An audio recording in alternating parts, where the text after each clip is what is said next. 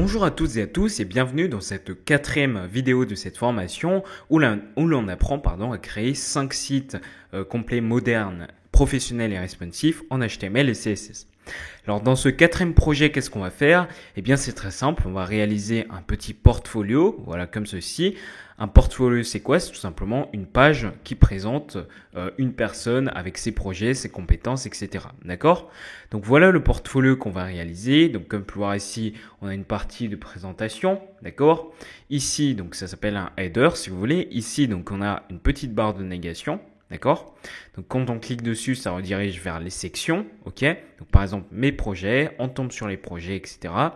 Ici donc on a une petite page qui présente l'auteur, pas l'auteur mais plutôt la personne étudiée dans le portfolio, d'accord? Ici donc on a ses compétences, ici on a les projets qu'il a réalisés, donc là on a juste 2 projets, d'accord? Et enfin on a un petit pied de page qui s'affiche avec le copyright et les liens externes vers ses réseaux sociaux. Donc voilà ce qu'on va réaliser au cours de ce tutoriel.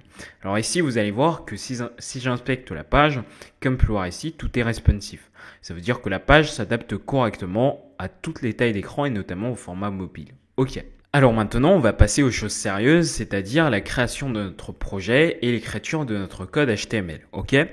Donc déjà, on va venir créer un nouveau dossier dans notre dossier qui stocke tous les projets et on va venir l'appeler par exemple portfolio, comme ceci. Voilà.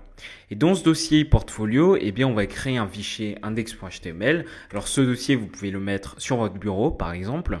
Et on va créer un fichier style.css pour styliser toutes nos pages. Alors ici, j'ai fait .cs pour le C#, mais ici, c'est bien CSS, comme ceci. OK.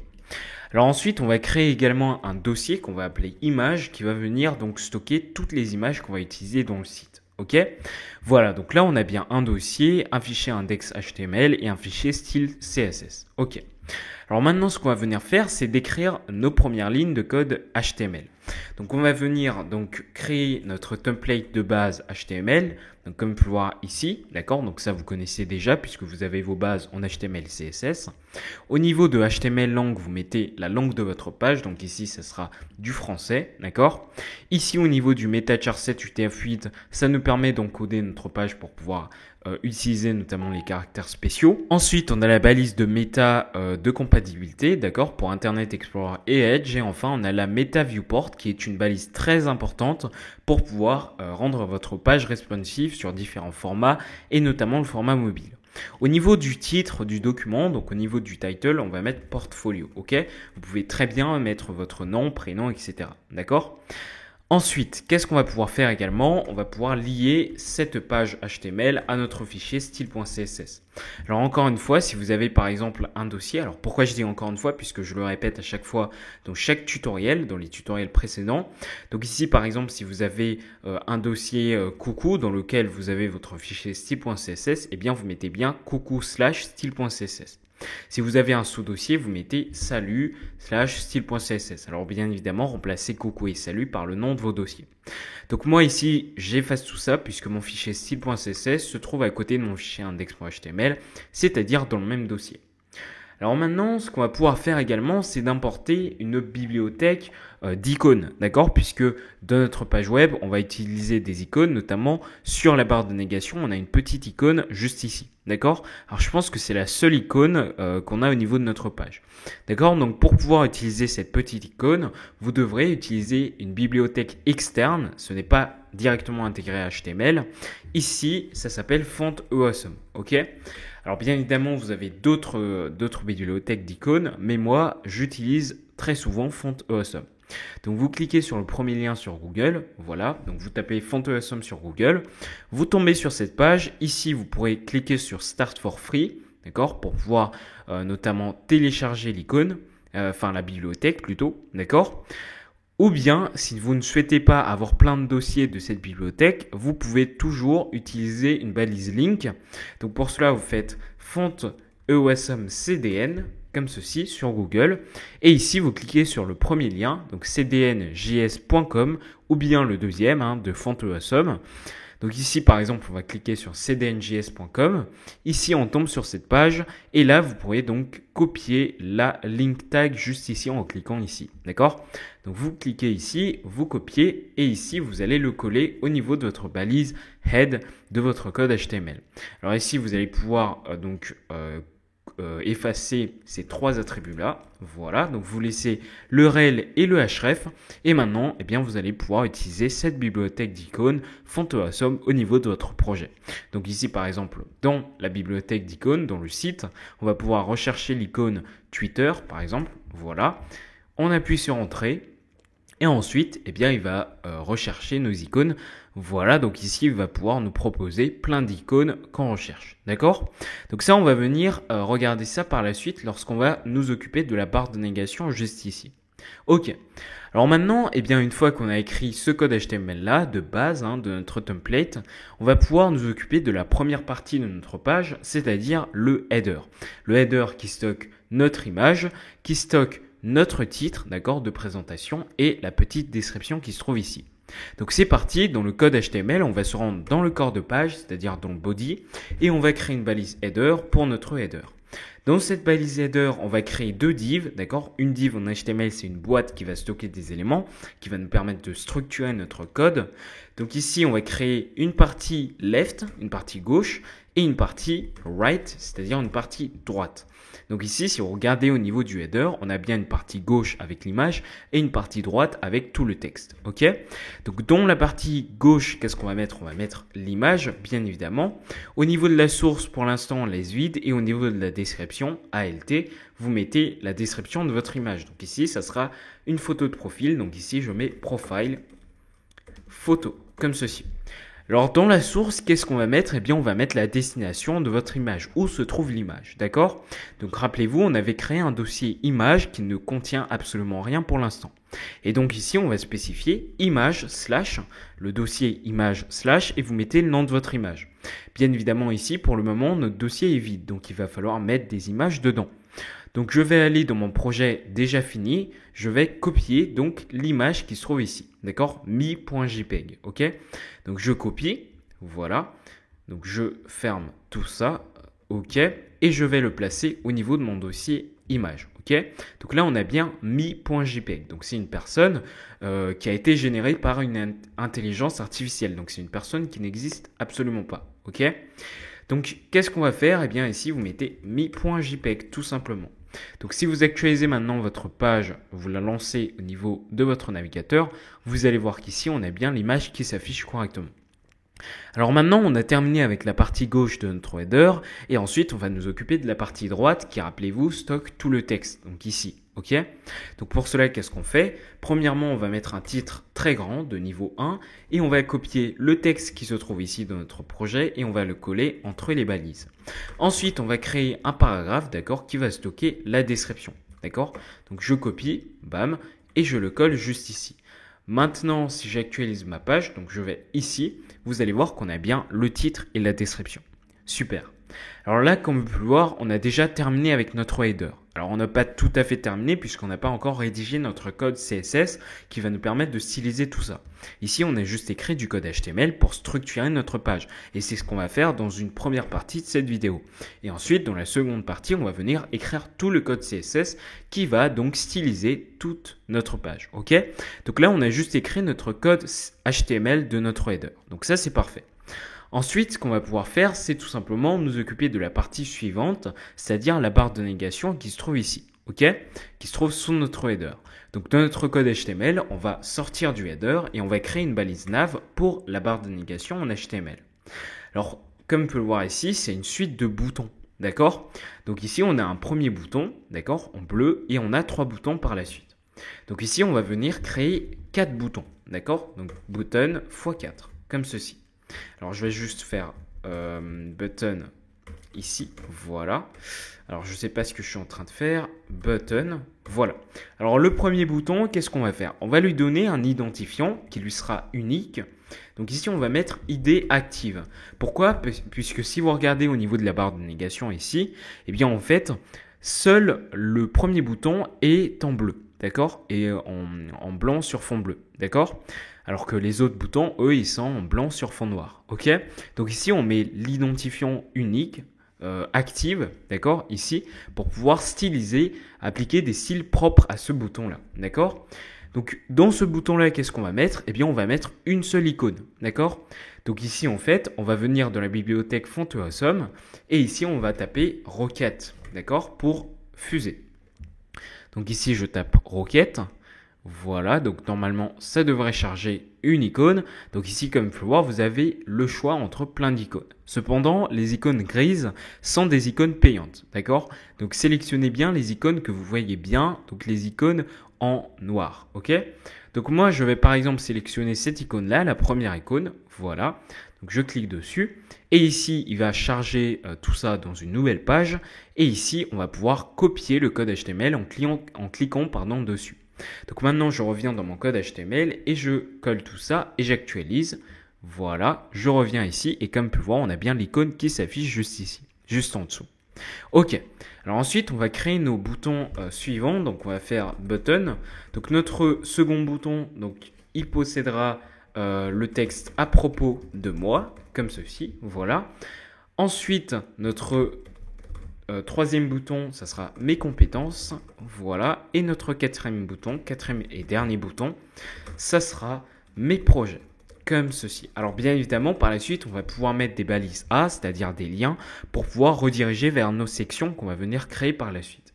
Donc si vous actualisez votre page, vous allez voir qu'au niveau de votre page, vous avez bien les 4 boutons qui sont alignés.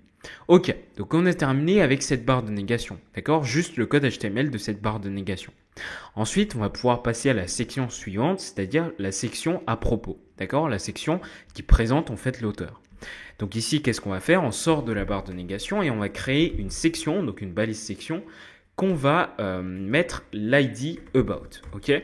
Voilà, donc section About, d'identifiant About, et par la suite, eh bien, on va pouvoir lier tout ça avec nos boutons. Donc lorsqu'on va cliquer par exemple sur à propos de moi, eh bien, on va être dirigé vers cette section-là, d'accord?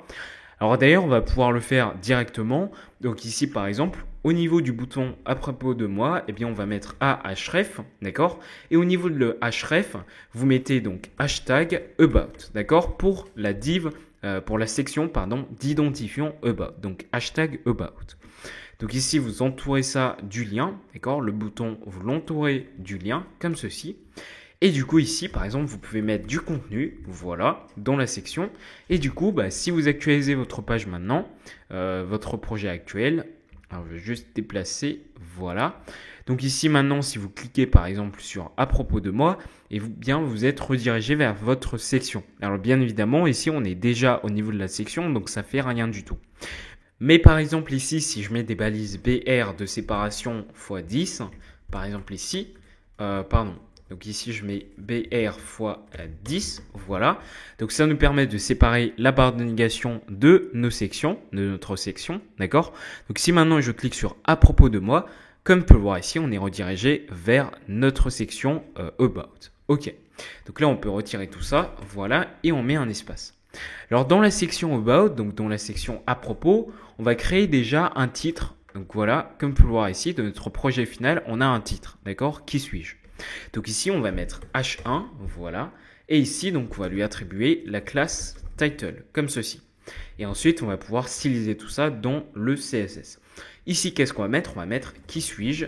Voilà, point d'interrogation. Et en dessous, eh bien, on va créer une div, une boîte qui va stocker 2 éléments.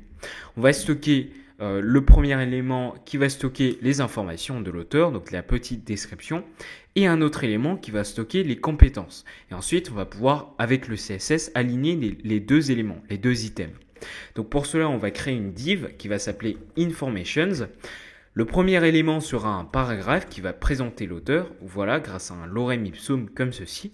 Alors je vais juste copier le texte, pourquoi pas, puisqu'il est assez lent. Voilà, donc je copie et je colle, c'est parfait. Et ensuite, eh bien en dessous, qu'est-ce qu'on va mettre? On va créer une autre div, skills, comme ceci, qui va regrouper toutes les compétences de l'auteur. Donc dans cette div, qu'est-ce qu'on va mettre? Eh bien on va mettre plusieurs divs, d'accord, plusieurs éléments, plusieurs boîtes, qui posséderont toute la classe skill, ok, puisque ça sera compétence. Donc ici, on va mettre combien de divs, donc le nombre de compétences qu'il y a ici. Donc on a 3, 5, 6, 7, 8. Donc on a 8 divs. Ok, donc ici, on va faire x8, comme ceci. Donc ensuite, eh bien, dans chaque div, on va mettre le texte. Donc ici, je vais mettre UI Design. Ensuite, je vais mettre Front-End. Voilà. Ensuite, on met Back-End. Ensuite, on va mettre UX Design. Alors désolé pour l'attente, c'est assez lent. Donc ici, on va mettre référencement. Alors pardon. Référencement web comme ceci. Ensuite, on va mettre création de contenu. Alors vous pouvez mettre ce que vous voulez, d'accord, autant de divs que vous voulez. Marketing, voilà. Et ensuite, on va mettre suite Adobe. Voilà. Donc maintenant, si j'actualise ma page dans mon projet actuel, alors c'est pas celui-ci, c'est celui-ci, on a bien donc la section About qui a été créée avec nos deux parties, ici le titre, le paragraphe et enfin on a donc les compétences avec les divs. Ok. Donc une fois qu'on a fait ça, une fois qu'on a terminé avec notre section About, et on va pouvoir donc passer à la section suivante, c'est-à-dire les projets. D'accord? Donc comme vous pouvez voir, on va assez vite puisque c'est juste du code HTML très simple, d'accord? Juste de la structuration de page. Ok?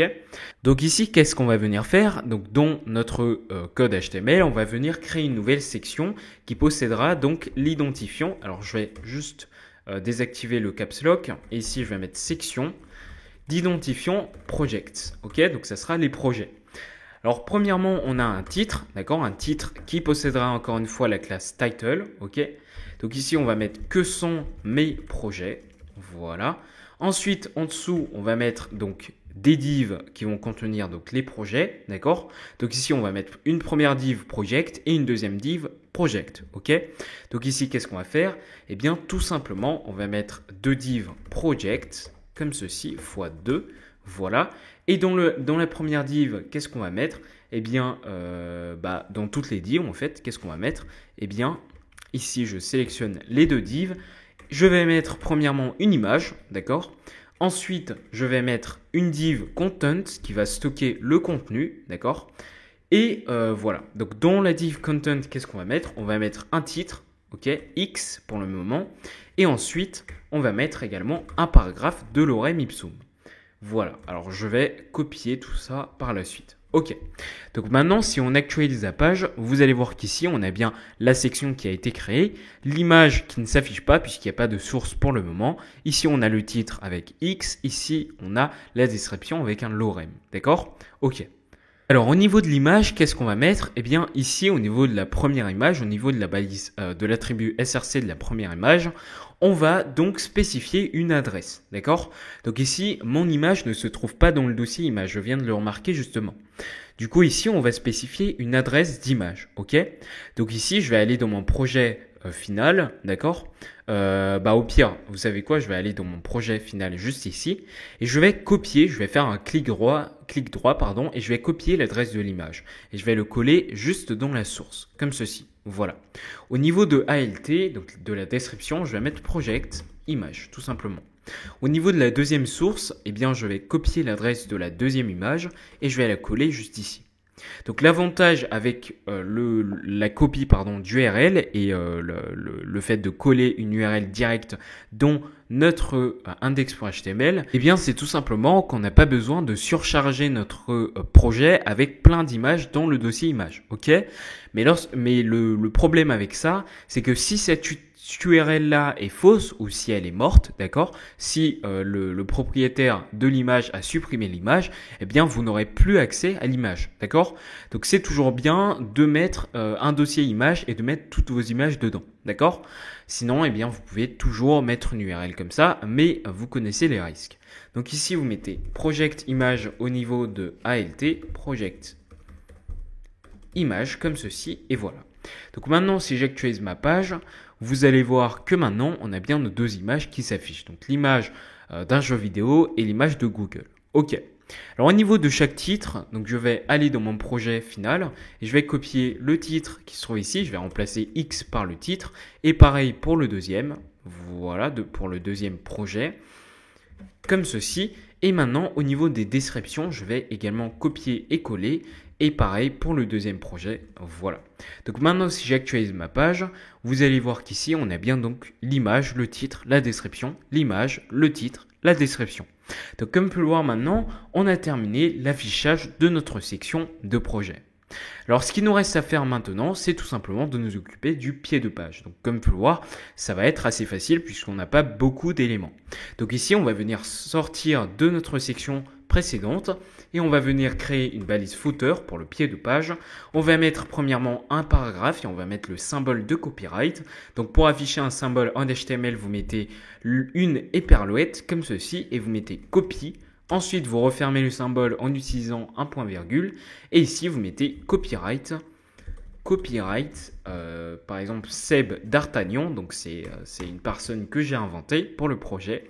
Ensuite, virgule 2021, par exemple. Voilà.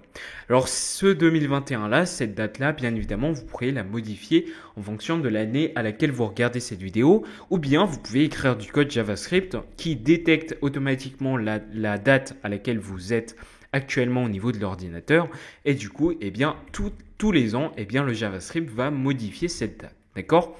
Pour le moment on va laisser comme ça. Ensuite on va créer donc une div, donc une boîte qui va s'appeler contact comme ceci et qui va stocker plusieurs paragraphes qui vont correspondre aux réseaux sociaux. Donc ici je vais en créer 5 par exemple. Ici je vais mettre Facebook. Alors bien évidemment ici vous pourrez utiliser la bibliothèque Fontawesome pour mettre des icônes, mais pour le moment on va laisser comme ça. Twitter, Instagram, WhatsApp, voilà, WhatsApp et enfin on a Gmail, comme ceci. Ok. Alors ici bien évidemment vous pourrez mettre également des liens. Par exemple ici vous mettez ahref, vous redirigez vers... Alors ici, ahref, et vous redirigez vers votre Facebook, d'accord, facebook.com, et ensuite ici, vous entourez du lien, ok? Donc vous pouvez faire la même chose pour tous vos réseaux, mais pour le moment, je vais laisser comme ça, ok? Donc maintenant, si j'actualise ma page, vous allez voir ici, dans mon projet actuel, on a bien donc notre footer qui s'affiche bel et bien grâce au code HTML. Donc comme vous pouvez le voir, la page s'affiche, d'accord, les éléments de la page s'affichent bel et bien, mais par contre, ils ne sont pas du tout stylisés, d'accord? Donc c'est avec le CSS qu'on va venir styliser tout ça pour obtenir une page qui ressemble à ça, qui est assez sympa, d'accord, avec ces petits effets-là qui sont assez sympathiques. Voilà. D'ailleurs ici, je viens de remarquer qu'au niveau de la barre de navigation, donc ici on n'avait mis qu'un seul lien. Donc ici au niveau des compétences, on va pouvoir rediriger vers la section Skills, ok, comme ceci, voilà, et on va entourer tout ça, voilà. Alors qu'est-ce que je suis en train de faire? Je ne sais pas ce que je suis en train de faire. Voilà, donc je coupe ça et je le colle juste ici. Et pareil pour les projets, donc on va rediriger vers la section qui possède l'identifiant Project, comme ceci. Donc maintenant, je ferme le lien et maintenant, j'entoure tout ça de notre lien. Ok, donc maintenant, si j'actualise ma page, vous allez voir que si je clique par exemple sur « À propos de moi », on tombe bien sur la section « About ». Si je clique sur le bouton « Mes compétences », ça ne fait absolument rien. Pourquoi? Puisque notre div « Skills » se trouve bien dans la section « About ». Ok, donc ici, au lieu de « Skills », on peut toujours rediriger vers « About ». Maintenant, si je clique donc sur le bouton, alors ici, mes projets, voilà, et je tombe bien donc ici dans la section des projets, d'accord? Donc ici, mes projets, voilà, je tombe dans la section des projets, c'est parfait. Ok, donc maintenant ce qu'on va pouvoir faire, c'est de nous occuper du code CSS puisqu'on va venir styliser notre page. Alors la première chose qu'on peut faire, c'est tout simplement de modifier la police de notre page. Puisqu'ici, comme vous pouvez le voir, c'est assez moche. Alors que dans notre projet final, on a une très belle police qui est la police Montserrat. D'accord? Alors pour pouvoir importer cette police dans notre projet, on va pouvoir utiliser une bibliothèque externe. Alors bien évidemment, vous pourrez utiliser des polices qui sont déjà intégrées au CSS. D'accord? Mais nous, dans notre cas, Montserrat, à ma connaissance, n'est pas intégré directement à CSS. Donc ici, on va pouvoir importer notre police via l'utilisation de la bibliothèque Google Fonts. Ok? Donc ici, vous tapez Google. Alors, je ne sais pas pourquoi il ne veut pas taper. Je vais refermer tout ça et réactualiser. Donc, je tape Google Fonts. Voilà. Comme ceci. Et vous cliquez sur le premier lien. Ok? Donc bien évidemment, c'est une bibliothèque de Google. Ici, vous pourrez donc sélectionner toutes vos polices en cliquant dessus. Et là d'ailleurs, ici, on a bien la police Montserrat. Sinon, si vous ne la trouvez pas, vous pouvez utiliser la barre de recherche. Donc vous cliquez sur votre police Montserrat et ici, donc vous allez tomber sur cette page. Alors c'est une page de style, ok?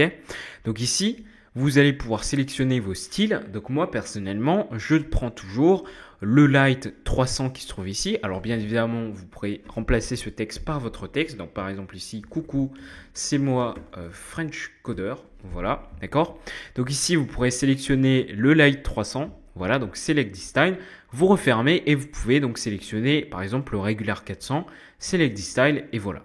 Donc ici, vous cliquez donc sur ce bouton pour regarder toutes les polices, tous les styles que vous avez sélectionnés. Donc vous cliquez dessus et ici vous avez le choix entre intégrer via une balise link dans votre head en HTML ou intégrer avec du code CSS.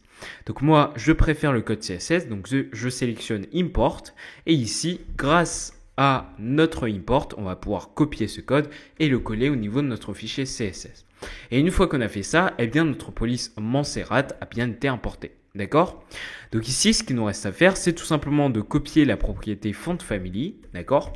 Et on va la mettre au niveau des éléments qui se trouvent dans notre body, d'accord? Puisque rappelez-vous, notre balise body stocke tous les éléments de notre page. Donc ici, on met body et on colle la propriété font family Montserrat sans serif. Donc si j'actualise maintenant ma page, vous allez voir qu'ici, on a bien la police Montserrat qui a été intégrée au niveau de notre page. Et ça, c'est parfait. Alors une fois qu'on a fait ça, on va pouvoir nous occuper également, rajouter également des marges au niveau de notre corps de page, au niveau de notre balise body. Donc par exemple, à l'extérieur de notre body, donc on va pouvoir mettre en haut une marge de 5% et en bas également. Et à droite et à gauche, on va mettre une marge de 10%. D'accord? Donc vous mettez margine de points, 5%, 10%. Donc si vous actualisez votre page maintenant, vous allez voir qu'à gauche de votre body, vous avez une marge de 10%. Pareil à droite, d'accord?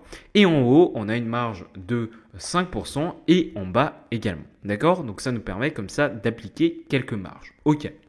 Alors une fois qu'on a fait ça, eh bien on va pouvoir nous occuper également de notre document HTML directement.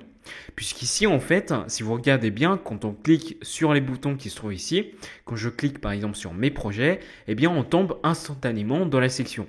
Nous, ce qu'on veut, c'est d'avoir un petit effet de scroll comme ceci lorsqu'on clique sur nos boutons. D'accord? Donc ça, c'est dû au fait qu'ici, on peut mettre HTML.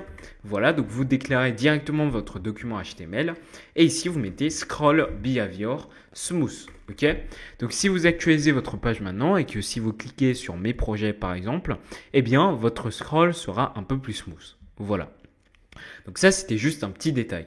Alors, ce que je peux faire également, c'est de créer une variable gray, ok? Puisque si vous allez au niveau de votre projet, vous allez voir qu'on retrouve beaucoup le gray au niveau de notre page, d'accord? Que ça soit au niveau des projets, au niveau de la section de présentation, au niveau du header et au niveau du pied de page, on a toujours du gray. Donc ici, on va pouvoir créer une variable gray qu'on va pouvoir appliquer pour tous nos éléments qui utilisent la couleur grise, ok? Et par la suite, lorsqu'on modifiera la valeur de la variable gray, eh bien, ça sera modifié partout sur notre page. Donc ici, pour créer une variable, c'est très simple. Vous mettez deux points route comme ceci. Vous ouvrez les accolades et vous mettez --, le nom de votre variable. Vous mettez gray par exemple et vous mettez la valeur. Donc par exemple ici, un code hexadécimal 85 85 85. Donc maintenant, eh bien, en utilisant cette variable gray là sur vos éléments, vous allez pouvoir avoir la couleur grise appliquée là-dessus. Ok. Alors ensuite, on va également pouvoir styliser chaque titre de notre page. Puisqu'ici, rappelez-vous, au niveau de chaque section, au niveau de la section donc, de présentation et la section des projets, en fait, on a un titre qui possède la classe title. Puisque rappelez-vous, dans notre fichier index.html, on avait appliqué des classes title à chaque titre de nos sections, à part le header. Donc ici, ce qu'on peut faire, c'est déclarer tous ces titres-là, donc title. Et qu'est-ce qu'on peut faire? Eh bien, on peut tout simplement mettre la font size à 30 pixels. Voilà, donc si on actualise la page ici, comme vous pouvez voir, le titre s'agrandit, d'accord? Ok, au niveau de chaque section. Et ensuite, on peut retirer toutes les marges qui ne servent à rien. Donc ici, on peut mettre margin 0. Donc si j'actualise ma page, vous allez voir que les titres, les marges au-dessus et en dessous de nos titres ont été retirés et du coup ça remonte les éléments qui se trouvent en dessous et notre titre également. Ok. Donc une fois qu'on a terminé le code de base de notre CSS, d'accord, avec les éléments de base qui se répètent, d'accord, les éléments principaux si vous voulez, eh bien on va pouvoir nous occuper de la première partie de notre page, c'est-à-dire le header. Donc ici, comme vous pouvez voir, on a l'image, le titre et la description de l'auteur. Donc ici, qu'est-ce qu'on peut faire? On peut déclarer notre header, notre balise header ici, d'accord, donc celui-ci, ok.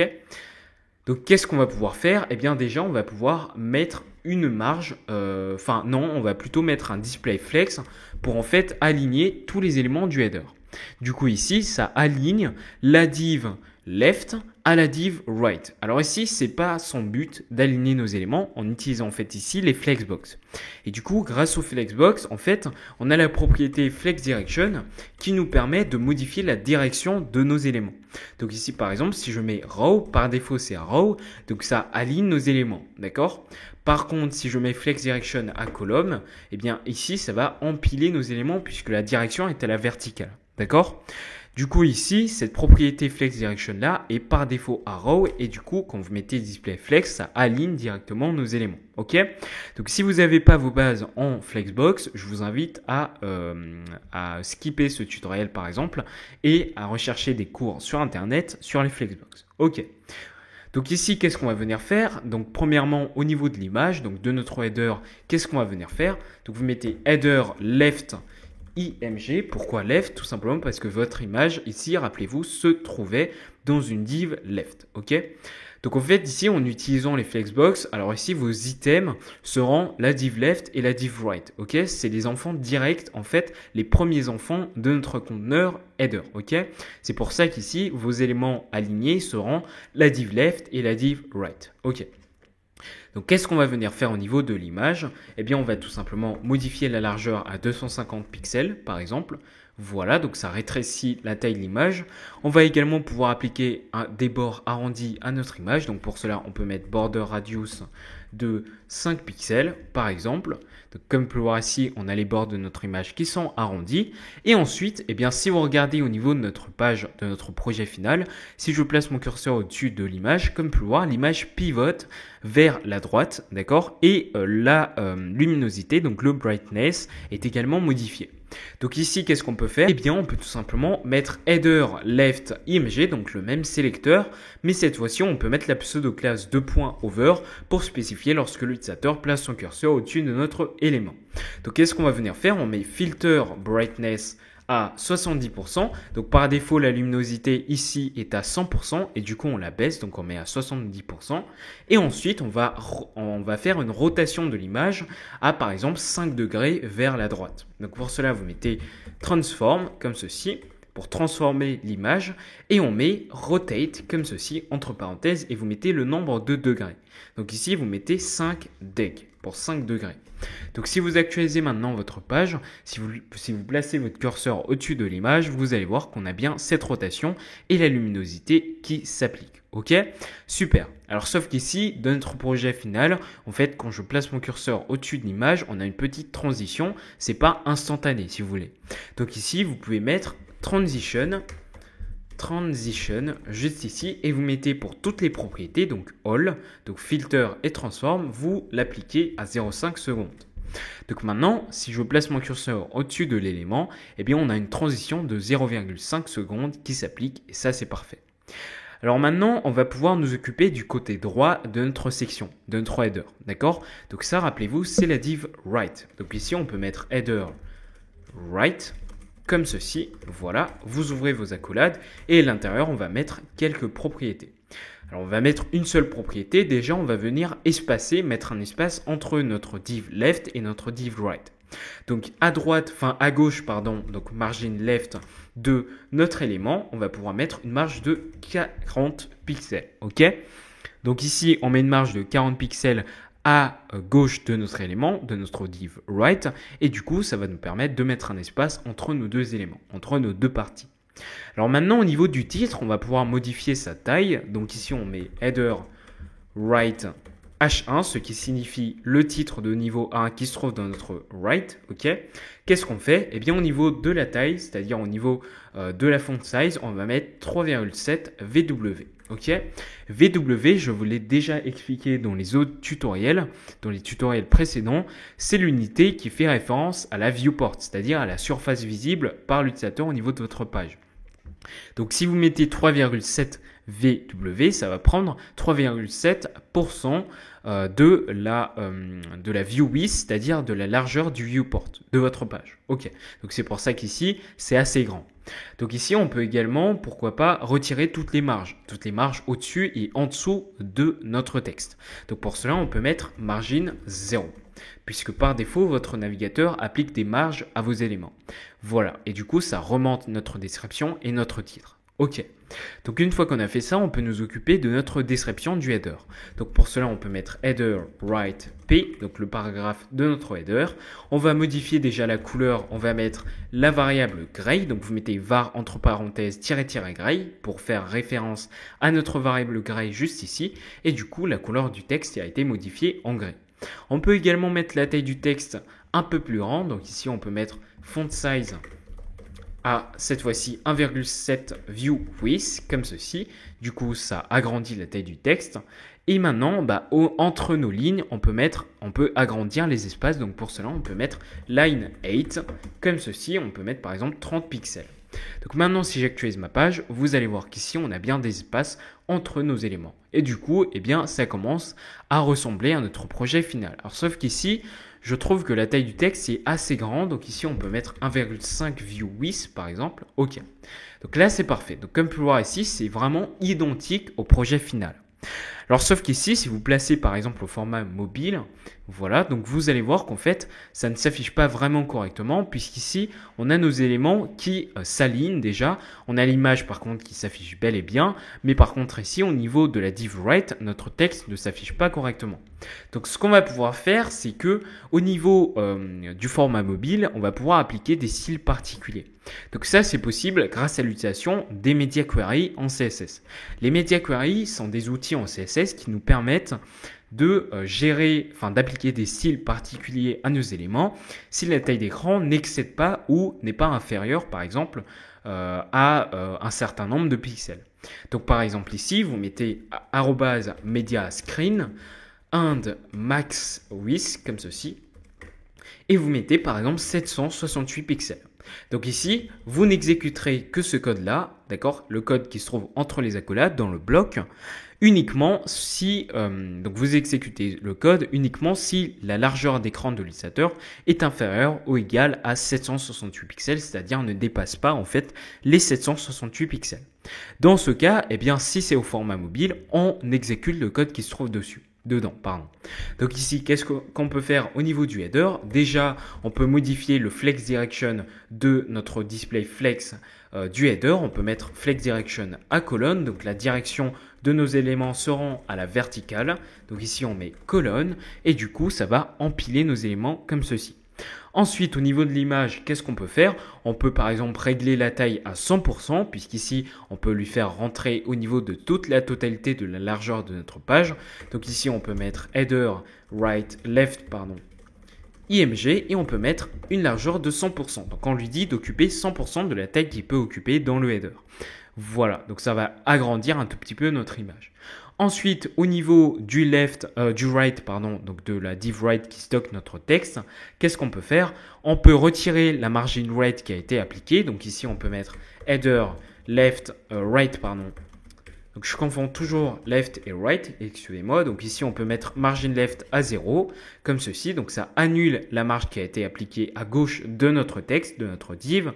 Et on peut augmenter par contre la marge qui se trouve au-dessus, d'accord, pour séparer notre image de notre div. Donc pour cela, on peut mettre margin top de 40 pixels par exemple. Voilà, donc si j'actualise ma page maintenant, vous allez voir qu'ici, on a bien un espace entre les deux éléments. Alors ensuite, au niveau du titre de niveau 1, on va pouvoir donc modifier la taille du texte. Donc pour cela, on peut mettre header right H1 comme ceci. On peut mettre la font size par exemple à 30 pixels. Ok. Donc maintenant, si vous actualisez votre page, ici, vous avez bien la taille du texte qui a été modifiée. Et enfin, donc au niveau de nos paragraphes, qu'est-ce qu'on peut faire? Eh bien, c'est très simple. On met donc header right P comme ceci et on va mettre la font size à 15 pixels pour l'augmenter. D'accord? Donc maintenant, si vous actualisez votre page, vous allez voir qu'ici, maintenant, vos éléments s'affichent à merveille. Donc comme vous pouvez voir ici, on a terminé avec notre header. Ici, on peut redimensionner notre page au format normal, au format paysage et comme vous pouvez voir, tout s'affiche correctement. Et pareil, donc au format mobile. D'accord? Donc c'est parfait. Alors maintenant, une fois qu'on a terminé la réalisation de notre header, comme vous pouvez voir ça s'affiche correctement, eh bien on va pouvoir passer à la suite, c'est-à-dire la réalisation de notre barre de navigation qui se trouve en dessous. Ok? Donc rappelez-vous, dans notre fichier HTML, ici on avait donc la barre de navigation avec les 4 boutons, d'accord, avec un bouton qui possédait l'identifiant active pour pouvoir lui attribuer un style particulier. Donc au niveau du CSS, donc ici on va donc descendre un tout petit peu et on va donc déclarer notre section ici, plutôt notre barre de navigation tout simplement, d'accord? Donc la balise nav, ok? Donc qu'est-ce qu'on va venir faire? Déjà on va venir mettre une marge au-dessus de la barre de navigation, donc vous mettez margin-top 50 pixels par exemple, donc ça nous permet d'espacer la barre de navigation du header.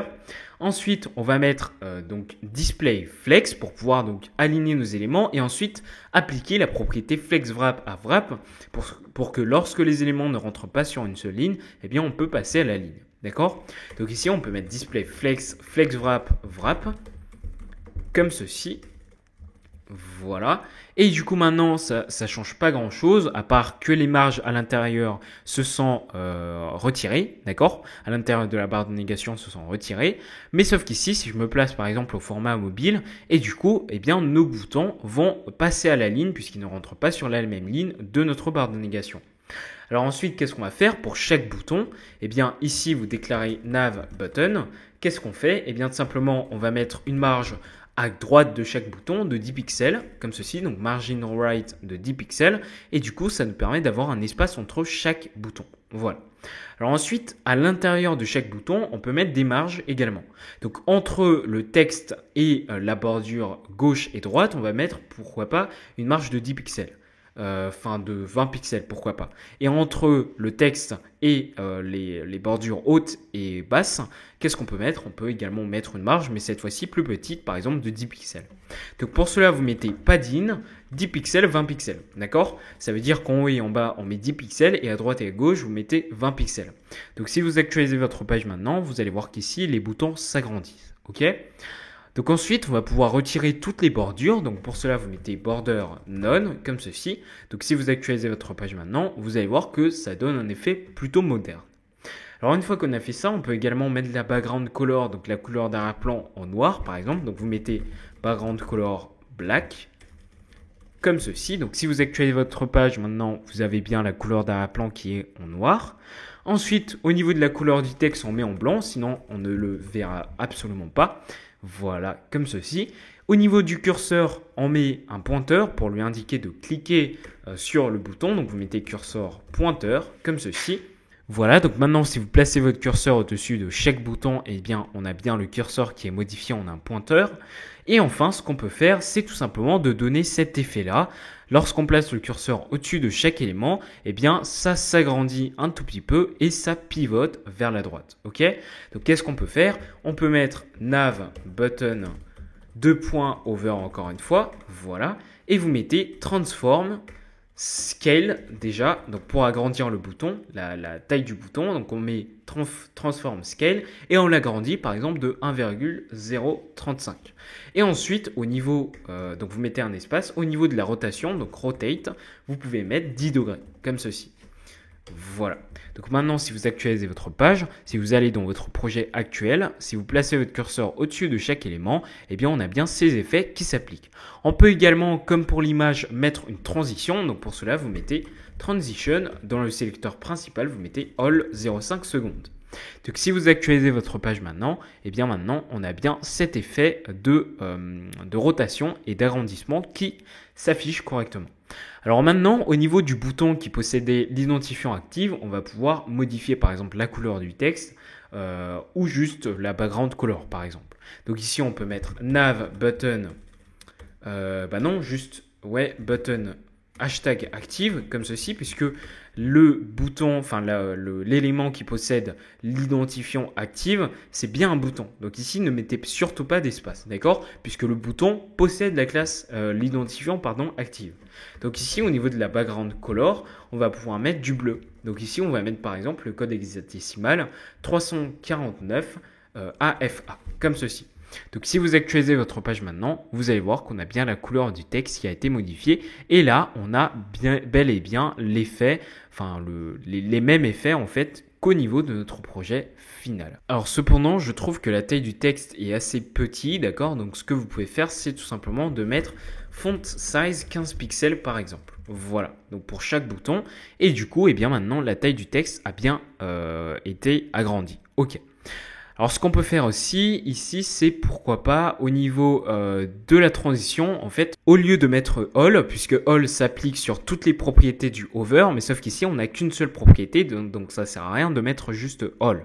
Donc ici, on peut spécifier transform. Ok, donc du coup, ça va donner le même effet, mais c'est juste qu'ici, au lieu de mettre all s'applique sur plusieurs éléments, alors que si vous mettiez juste transform, on comprend bien que c'est uniquement la propriété transform qui va posséder la transition. Donc comme vous pouvez voir ici, on a bien la barre de négation qui s'affiche correctement. Et d'ailleurs, si vous placez par exemple au format mobile, ici comme vous pouvez voir, on a nos éléments également qui s'affichent correctement.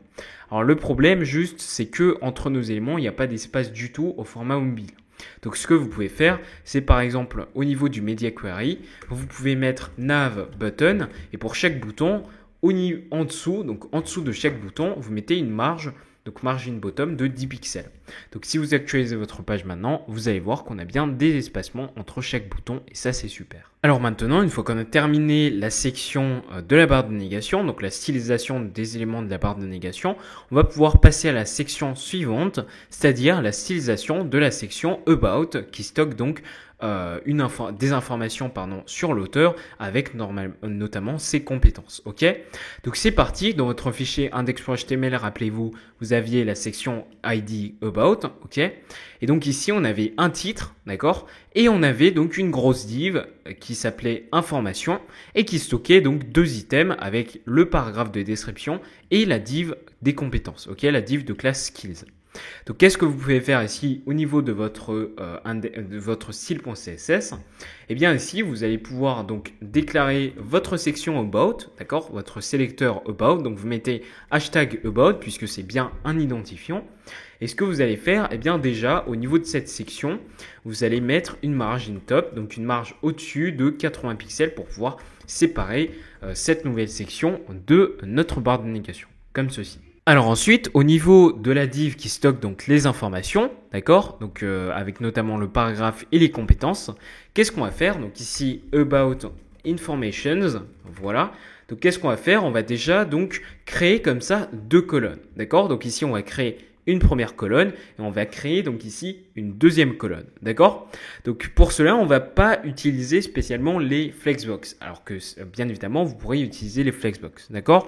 Donc c'est au choix. Donc moi je préfère, pour créer ce petit système de colonnes, vous pourrez en fait utiliser les CSS grids, d'accord. Donc pour cela, vous devez avoir les bases bien évidemment dans l'utilisation des CSS grids en CSS. D'accord? Alors ici, vous n'êtes pas vraiment obligé en fait de tout apprendre, de tout connaître en CSS Grids, puisque vous avez des outils en ligne qui vous permettent de créer vos grilles sans pour autant écrire du code. D'accord?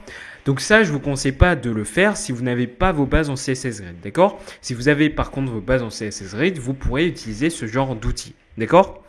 Donc maintenant, qu'est-ce que vous pourrez faire? Je vais vous présenter l'outil qui s'appelle CSS Grid. Alors ici, je ne sais pas du tout pourquoi ça écrit jamais. Ici, CSS Grid, voilà, Generator.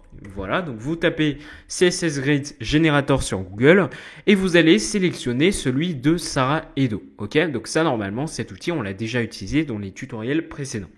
Donc vous cliquez sur CSS Grid Generator de Sarah Edo. Voilà. Et ici, donc vous allez tomber sur cette page. Sur cette page, vous allez pouvoir constituer votre grille, d'accord? Votre colonne, en fait, vos colonnes. Donc ici, on a une colonne, ok? Donc ici, en fait, sur cette page, vous allez avoir ici un élément interactif pour créer vos colonnes. Et ici, vous allez avoir des paramètres qui sont très importants. Alors, au niveau des rangées, qu'est-ce qu'on va mettre? Eh bien, par exemple, on va mettre 3 rangées. Voilà, comme ceci. Donc, ça nous permet de réduire un peu le nombre de lignes au niveau de notre interface.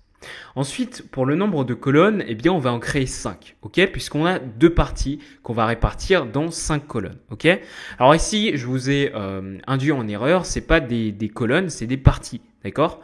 Donc ici, en fait, nos 2 parties, d'accord, la partie de la description et des compétences, sont stockées dans 5 colonnes exactement et dans 3 lignes, d'accord?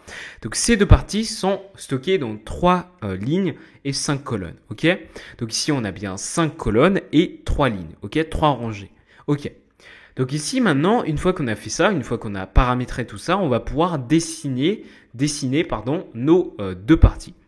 Donc, comme vous pouvez voir ici à l'écran, au niveau de notre projet final, on a la première partie donc, qui stocke la description qui est un peu plus grande que la deuxième partie. Donc ici, on peut mettre une première partie de cette façon, d'accord, et une deuxième partie qui occupe 2 colonnes. Donc ici, voilà, donc vous sélectionnez, alors excusez-moi, vous sélectionnez tout ça. Donc la première partie possède 3 colonnes et la deuxième partie possède 2 colonnes, ok? Donc une fois qu'on a fait ça, on peut également, pourquoi pas, mettre des marges entre les 2 parties pour séparer les 2 parties. Donc ici, entre les colonnes, on va mettre une marge de 60 pixels, comme ceci. Et du coup, ça nous permet comme ça de mettre un grand espace. Alors, les marges entre les rangées, ça vous permet d'espacer les lignes, d'accord? Donc si vous mettez par exemple 50 pixels de marge, ici vous avez bien vos lignes qui sont séparées de 50 pixels. ok? Ici, dans notre cas, on a juste les 2 parties occupent les 3 lignes, donc ça sert à rien de mettre des marges entre les lignes. D'ailleurs ici, vous n'êtes pas obligé de mettre 3 lignes. D'ailleurs, je suis en train de dire n'importe quoi. Vous n'êtes pas obligé de mettre 3 lignes puisque vous avez juste 2 parties sur une ligne. Ok? Donc ici, vous mettez 0. Au niveau des rangées, vous mettez 0. Ok? Du coup, vous allez avoir un truc comme ça. Ah, vous mettez pas 0, pardon, vous mettez 1. Comme ceci. Ok? Et du coup, ici, vous allez avoir un truc comme ça. Ok? Donc ici, vous mettez bien 3 colonnes et une rangée avec 60 pixels de marge entre les colonnes. Ok? Voilà, donc là, on a juste une ligne. D'accord? Ça sert à rien d'avoir 3 lignes. Vous avez une ligne avec 2 parties réparties sur 5 colonnes. Ok? Donc ensuite, une fois que vous avez fait ça, vous pourrez donc cliquer sur voir le code juste ici. Et ensuite, ici, vous avez 3 morceaux de code qui sont générés, 3 blocs de code. Alors ici, à quoi ça correspond? Ici, on a la div parent. Ok? Donc cette div parent là, ça correspond dans notre cas à notre div information. Ok? Donc notre div information, c'est le parent de nos 2 éléments, c'est-à-dire le paragraphe et la div skills. Ok? Donc ici, la div 1, ça sera quoi? Ça sera le paragraphe tout simplement. Et l'élément 2, c'est-à-dire la div 2, ça sera notre div skill. Ok? Donc ici, au niveau du parent, donc je copie tous les styles, toutes les propriétés et je le colle au niveau de notre sélecteur information. Ensuite, ce qu'on peut faire, c'est qu'au niveau de la div 1, je copie le code et ici, ça sera notre paragraphe, encore une fois. Donc ici, on fait about informations, P, et vous collez ici. Ok? Donc ensuite, au niveau de la div 2, je copie également la propriété grid area et ici, je fais about informations et ici donc je sélectionne la div skills cette fois-ci et je colle ici la propriété grid area. Donc maintenant si vous actualisez votre page, vous allez voir que vous avez bel et bien vos éléments qui sont répartis sur 2 parties. Ok? Alors une fois qu'on a fait ça, eh bien on va pouvoir styliser le texte de la description de notre paragraphe. Donc pour cela, qu'est-ce qu'on peut faire? On peut déjà mettre la taille du texte à 15 pixels pour l'agrandir.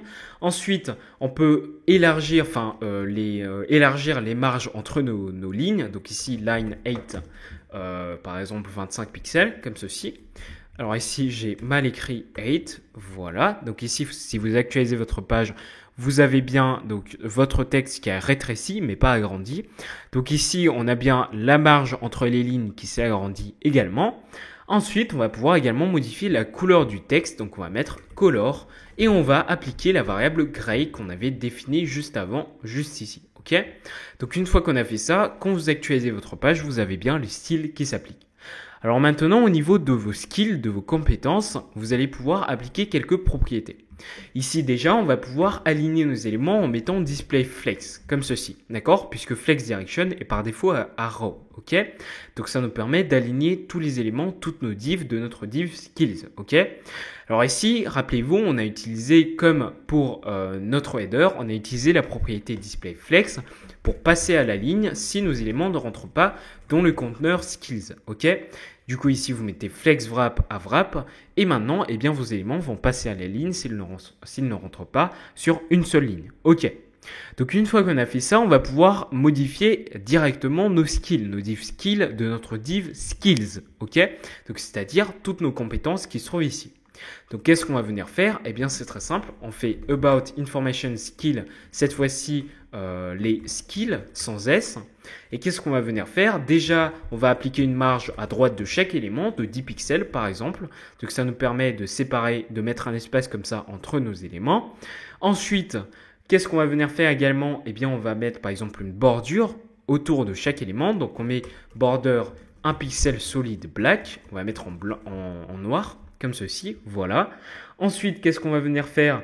Eh bien, tout simplement, on va par exemple augmenter les marges à l'intérieur de nos éléments. Donc, c'est-à-dire entre le texte de nos éléments et les bordures, d'accord? Donc, vous mettez par exemple padding comme ça, par exemple 5 pixels en haut et en bas et 10 pixels à droite et à gauche. Donc, 5 pixels, 10 pixels. Alors, j'arrive pas à écrire 5 pixels, 10 pixels, voilà. Et du coup, ça nous permet comme ça d'élargir nos éléments, ok? D'appliquer quelques marges, ok. Ensuite, on peut également arrondir les bords. Donc, vous mettez par exemple border, radius, vous mettez par exemple 10 pixels, ok? Donc, j'actualise et ici, on a bien les bords de nos compétences qui sont arrondis. Au niveau de la taille du texte, on peut réduire. Donc, on peut mettre par exemple à 13 pixels. Donc, on met font size 13 pixels. Voilà, donc comme vous pouvez le voir, on va étape par étape et du coup, ça nous permet comme ça de pouvoir styliser nos éléments. Alors, une fois qu'on a fait ça, ce qu'on peut faire également, c'est d'appliquer une marge en dessous de nos éléments. Donc, pour cela, vous mettez par exemple margin bottom de 10 pixels pour les séparer. Donc, si vous faites ça, eh bien, vous avez bien ici une marge qui sépare nos compétences. Et comme vous pouvez le voir, on a terminé la réalisation de cette section. Alors ici, on va juste vérifier si au format mobile, tout s'affiche correctement. Donc ici, alors oui, bien évidemment, ça ne s'affiche pas du tout correctement. Donc ici, qu'est-ce qu'on peut faire? On peut revenir au niveau de notre media query. On peut donc sélectionner, dans ce cas, notre div about. Et au niveau des informations, cette fois-ci, on va plus faire display grade comme ceci, d'accord? Mais on va mettre display block. Donc, on va revenir par défaut. Donc, par défaut, le display est à bloc. Donc, ici, si on fait ça, eh bien, nos éléments vont cette fois-ci s'empiler. Voilà. Donc, comme vous pouvez le voir ici, nos éléments ne s'alignent plus, mais ils s'empilent. OK. Alors, au niveau de notre div skills, d'accord? On va pouvoir augmenter la marge qui se trouve au-dessus pour séparer notre description de notre div. Donc pour cela, vous faites about information skills comme ceci. Voilà. Et qu'est-ce que vous allez faire? Eh bien, c'est très simple. Vous mettez margin top, donc une marge au-dessus de 30 pixels par exemple. Et voilà. Donc maintenant, si vous actualisez votre page, vous allez voir que vos éléments s'affichent correctement. Et du coup, eh bien, comme vous pouvez le voir, on a terminé la réalisation de notre section. D'accord? Donc ici, on a bien notre section à propos, notre section about qui s'affiche comme au niveau de notre projet final. D'accord? Alors ici, je vais quand même augmenter la marge entre nos deux éléments, nos deux items, donc le paragraphe et la div des skills, ok? Donc ici, par exemple, je vais mettre grid column gap, d'accord? Je vais mettre par exemple à 85 pixels pour mieux espacer tout ça. Donc si j'actualise, ici, comme vous pouvez voir, l'espace entre nos deux éléments s'est agrandi et du coup, ça ressemble un peu plus à notre projet final. Et ça, c'est parfait. Alors, une fois qu'on a terminé la section About qui propose une description plus précise sur l'auteur du portfolio, eh bien, qu'est-ce qu'on peut faire? Eh bien, on peut tout simplement passer à la section suivante, c'est-à-dire la section des projets. D'accord? Donc, qu'est-ce qu'on va venir faire? Eh bien, ça va être assez simple. On va aller dans index.html et pour vous rappeler ce qu'on avait créé, d'accord?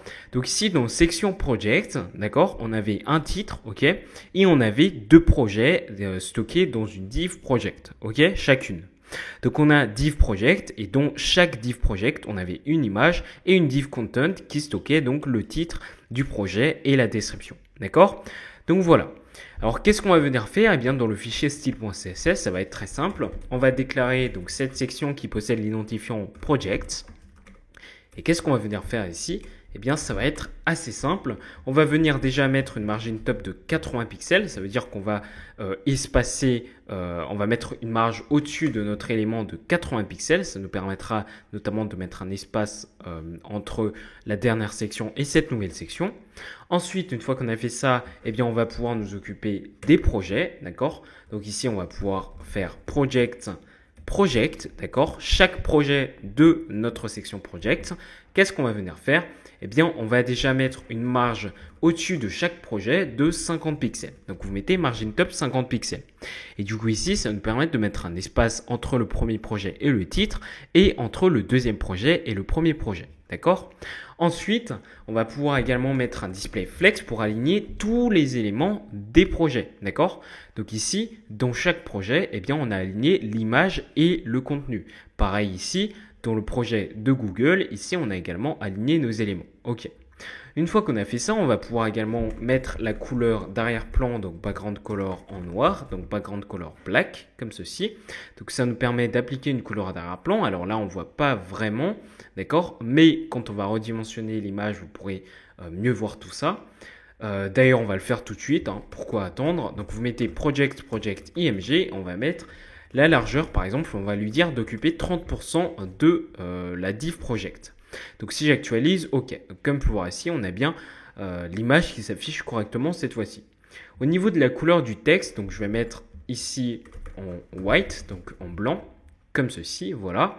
Donc ensuite, on va pouvoir également mettre une ombre entre, enfin pas entre, mais au niveau de chaque projet, d'accord? Puisque si on va dans notre projet final ici, comme vous pouvez voir, eh bien on a une petite ombre qui apparaît et qui donne un effet qui ressort en fait au niveau de nos deux projets, d'accord? En fait, pour pouvoir mettre cette ombre-là, eh bien j'ai pas tout codé en CSS, sinon c'est trop lent.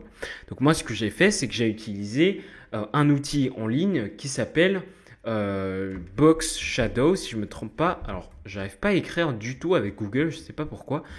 Box Shadow Generator, ok? Donc vous tapez Box Shadow Generator sur Google, d'accord? Et ici, eh bien, vous allez cliquer sur le lien qui redirige vers le site htmlcssjs.com, ok? Donc vous cliquez dessus, voilà, et ici vous allez avoir cet outil-là. Et ici, eh bien, vous allez pouvoir créer votre ombre applicable à vos éléments. Donc ici, par exemple, vous allez pouvoir modifier la disposition, comme ceci, comme ceci. Ici, la propagation, etc. Ici, l'opacité, enfin pas l'opacité, mais le fait que ça soit flou, d'accord? Ici, vous avez l'opacité, etc. Vous avez la couleur, d'accord? Vous pouvez modifier. Et ici, enfin, vous allez pouvoir copier le code CSS qui a été généré, d'accord? Donc, c'est comme ça que j'ai mis en place, les ombres qui se trouvent ici, d'accord? Donc, moi, je vais juste copier donc le code que j'avais créé, que j'avais généré plutôt avec mon projet final. Donc, ici, je vais dans style.css et ici, je vais récupérer le code de l'ombre. Ici, voilà. Donc je copie ça. Alors normalement, vous également, vous pourrez faire ça puisque le code source de ce tutoriel sera dans la description. Donc ici, je vais mettre la box shadow juste en dessous de la couleur. Ensuite, pour la couleur du texte, pardon, j'ai déjà modifié la couleur du texte. Plutôt pour le cursor, eh bien, je vais mettre un pointeur pour modifier le curseur de l'utilisateur en un pointeur lorsqu'il se place au-dessus. D'accord? Donc ici, on a bien l'ombre qui apparaît et le curseur qui est modifié. Alors au niveau du contenu, par exemple, on va pouvoir mettre des marges également à l'intérieur. Donc ici, on va pouvoir mettre project content, d'accord, la div content de notre projet, de chaque projet. Qu'est-ce qu'on va faire? Eh bien, on va mettre un padding de 40 pixels, d'accord, une marge à l'intérieur de 40 pixels en haut et en bas et à droite et à gauche, ok. Ensuite, on va pouvoir également mettre la graisse du texte, par exemple à 300. Donc ici, c'est le style qu'on a importé ici. Donc c'est Light 300, ok. Au niveau de la police Montserrat. Donc on va mettre Font Weight 300 pour modifier la graisse du texte. Voilà, comme vous pouvez le voir ici. Ensuite, au niveau du paragraphe, on va quand même modifier la couleur en gris. Pourquoi pas? Donc ici, on va copier le sélecteur et on va rajouter le paragraphe et on met Color Gray, ok. Donc var gray. Donc si j'actualise, ici on a bien la couleur qui a été appliquée. Ensuite, ce qui nous reste à faire maintenant, c'est que si l'utilisateur place son curseur au-dessus de chaque projet, eh bien, on va pouvoir agrandir le projet. Comme vous pouvez le voir ici, dans notre projet final, on a ce petit effet d'agrandissement quand je place mon curseur au-dessus de chaque projet. Donc, on peut le faire grâce à l'utilisation, encore une fois, de la pseudo-classe over. Donc, pour cela, vous faites project over, comme ceci. Voilà, donc 2.over. Et ensuite, qu'est-ce que vous allez faire? Eh bien, vous allez l'agrandir en utilisant la propriété transform et vous mettez donc scale et vous mettez par exemple 1,025 pour l'agrandir un tout petit peu. Donc si je place maintenant mon curseur au-dessus des éléments, comme vous pouvez le voir, eh bien ça s'agrandit bel et bien. Alors ici c'est instantané, donc vous pouvez appliquer une transition. Ici au niveau de votre projet, vous mettez transition transform de 0,5 secondes par exemple. Ok, donc si vous actualisez votre page ici, vous allez voir qu'on a bien donc ce petit effet, cette petite animation qui s'applique quand on place le curseur au-dessus des éléments. Et ça c'est parfait. Alors ce qui nous reste à faire maintenant, c'est de nous occuper du format mobile, d'accord? Donc ici, si on se place par exemple au format mobile, eh bien ici, ça s'affiche correctement, mais c'est juste l'image en fait qui gêne. Donc nous, ce qu'on peut faire, c'est de placer l'image au-dessus de la carte de chaque projet, d'accord? Donc qu'est-ce qu'on peut faire? On peut revenir dans le Media Query, d'accord?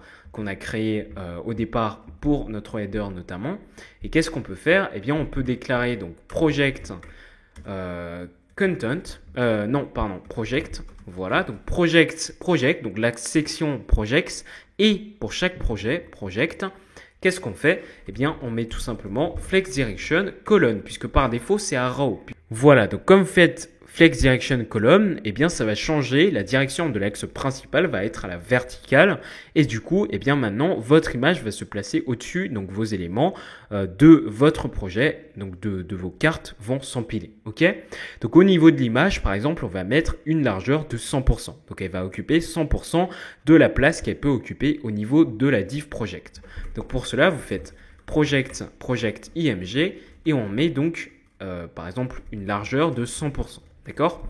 Donc si on actualise maintenant la page, vous allez voir que nos éléments, nos cartes s'affichent correctement et ça c'est nickel. Et bien maintenant, une fois qu'on a terminé la stylisation de notre section des projets, eh bien ce qu'on va pouvoir faire, c'est de nous occuper de la dernière partie, c'est-à-dire du pied de page. Donc pour cela, qu'est-ce qu'on peut faire? Dans le fichier HTML, rappelez-vous, on avait juste créé une balise footer. Dedans, on a mis un paragraphe qui affiche le copyright et une div qui présente donc les réseaux sociaux avec les paragraphes. D'accord? Donc pour cela, qu'est-ce qu'on peut faire? Eh bien, on peut tout simplement revenir dans le code HTML et déclarer notre balise footer. Déjà, on va venir mettre une marge au-dessus de notre élément de 80 pixels, comme ceci. Donc ça nous permet d'espacer comme ça la section des projets de notre footer. Ensuite, la couleur du texte de notre footer, on va pouvoir le mettre avec la variable gray, comme ceci, voilà. Donc ça sera en gris. Ensuite, ce qu'on va pouvoir faire également, c'est d'aligner, de centrer tous les éléments au milieu de notre page. Donc pour cela, on peut utiliser la technique des flexbox. Donc vous faites display flex. Donc sauf que si vous faites ça, eh bien vos éléments vont s'aligner avec flex direction qui est à row par défaut. Donc vous mettez flex direction colonne. Ok, donc flex direction colonne, comme ceci. Donc si vous actualisez votre page, vos éléments vont s'empiler, mais en utilisant les flexbox, on va pouvoir utiliser la propriété align item center pour centrer nos éléments au milieu. D'accord? Donc une fois qu'on a fait ça, on va pouvoir maintenant nous occuper du paragraphe copyright. Donc qu'est-ce qu'on fait? On fait footer P et qu'est-ce qu'on fait? On enlève toutes les marges et on met la taille du texte à 13 pixels. Ok? Donc si maintenant j'actualise ma page, ici vous allez voir que la taille du texte a été réduite et du coup les marges aussi ont été enlevées. Ok? Maintenant on peut s'occuper de la div contact qui stocke donc tous les paragraphes des réseaux sociaux. Donc pour cela on fait footer contact comme ceci. On met un display flex. Voilà, pour aligner nos éléments en ligne, comme ceci. Ensuite, qu'est-ce qu'on peut faire? Eh bien, on fait un flex wrap à wrap, comme ceci, pour passer à la ligne si nos paragraphes ne rentrent pas sur une seule ligne. Donc, normalement, ça passe à la ligne si on est au format mobile, par exemple. Voilà. Donc, si je me place au niveau du footer, du pied de page, ici, comme vous pouvez le voir, si ça ne rentre pas, eh bien, nos éléments vont passer à la ligne. OK. Alors maintenant, pour chaque paragraphe, on va pouvoir les espacer, notamment. Donc ici, on fait footer contact contact P, donc les paragraphes qui se trouvent dans la div contact. Qu'est-ce qu'on fait? On met déjà une margin right de 15 pixels, d'accord, à droite de chaque élément. Donc on met une marge de 15 pixels pour pouvoir donc les espacer, d'accord. Ensuite, on peut également mettre une marge au-dessus de nos paragraphes de par exemple 10 pixels pour pouvoir espacer le copyright de notre div contact. Donc ça, par exemple, on peut le mettre directement dans la div contact. Donc ici, on peut mettre margin top de 10 pixels par exemple. Et du coup maintenant, eh bien, on a bel et bien une marge qui apparaît. Ok. Et enfin, ce qu'on va pouvoir faire pour chaque paragraphe, eh bien, par exemple, quand je place mon curseur au-dessus de chaque paragraphe, eh bien, moi, je veux que le curseur se modifie en un pointeur. Donc, pour cela, on peut mettre cursor pointeur, tout simplement. Donc, maintenant, si je place mon curseur au-dessus de nos éléments, eh bien, ça se modifie bel et bien en un pointeur. Alors maintenant, ce qu'il nous reste à faire, c'est tout simplement de nous occuper du format mobile. Donc ici, comme on peut le voir, ça s'affiche déjà correctement, mais on va pouvoir améliorer tout ça. Donc par exemple, au lieu de centrer nos éléments au milieu de notre section, de notre footer, eh bien on va les placer au départ, donc ici. D'accord? Donc pour cela, qu'est-ce qu'on fait? On met footer tout simplement dans le media query et on met align items au lieu de center. Donc ici, align items au lieu de center, vous mettez flex start pour le placer au départ. D'accord? Donc maintenant, tous nos éléments vont se placer au départ de notre footer et ça, c'est parfait. Et bien voilà, donc comme on peut le voir, on a terminé la réalisation de cette 4e page de cette formation où l'on réalise 5 sites modernes, professionnels, complets et responsive en HTML et CSS. Donc voilà, donc comme on peut le voir, tout s'affiche correctement avec le header, avec l'image qui pivote, la barre de navigation qui s'affiche également correctement. Ici, on a la section à propos, donc about, qui affiche la description de l'auteur et les compétences. Ici, on a bien la section des projets avec nos 2 petites cartes juste ici. Et enfin, on a le pied de page qui s'affiche également correctement. Et comme vous pouvez le voir, la page est totalement responsive. Puisqu'ici, si je me place par exemple au format iPhone 5, voilà, comme vous pouvez le voir ici, eh bien, tout s'affiche correctement. Si je me place par exemple au format iPad, vous allez voir également que ça s'adapte correctement et ça, c'est parfait. Donc voilà, c'est tout pour ce 4e tutoriel et on se retrouve dans le suivant, le dernier tutoriel.